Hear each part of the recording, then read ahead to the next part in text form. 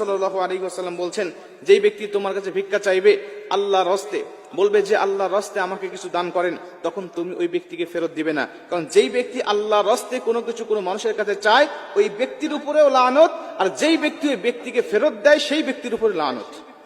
মানে আল্লাহর হস্তে কোনো কিছু কখনো কারো কাছে চাওয়া যাবে না। আল্লাহকে কেন আমি সামনে দাঁড় করাচ্ছি, আল্লাহকে কেন আমি সামনে দাঁড় করাচ্ছি, আল্লাহকে দোহাই দিয়ে কেন আমি ভিক্ষা করব? আল্লাহ রাসূল বলছেন ওই ব্যক্তির উপরে আল্লাহর লানত। আর আল্লাহর জন্য চাওয়ার পরেও যদি কেউ না দেয় তাহলে তার উপরেও লানত।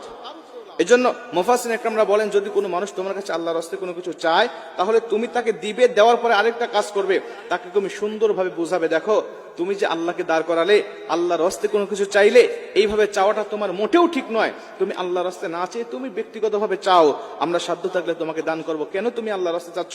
কারণ এই আল্লাহর হস্তে চাওয়ার কারণে তুমি আল্লাহকে নারাজ করছো, আল্লাহ পাক তোমার উপরে অখুশি হচ্ছে, আল্লাহ পাক তোমার উপরে লানত দিচ্ছে। এই জন্য তুমি আল্লাহর হস্তে না চেয়ে তুমি নিজের জন্য চাও যে আমার 2 টাকা দরকার, 10 টাকা দরকার, 5 টাকা দরকার, এটা আমাকে দেন। অনেক মানুষ আছে, আমি এই বিষয়গুলো জানি না।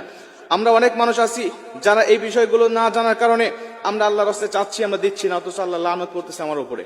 এর জন্য আপনি তাকে বুঝাবেন, আপনি তাকে বোঝানোর চেষ্টা করবেন। কারণ আজকে পেশাদারী ভিক্ষুক আমাদের সমাজে সবচেয়ে বেশি। আমি এমনও ঘটনা শুনেছি যে ঢাকার শহরে তারা একটা প্রতিবন্ধী শিশুকে ক্রয় করে, কিনে নেয়।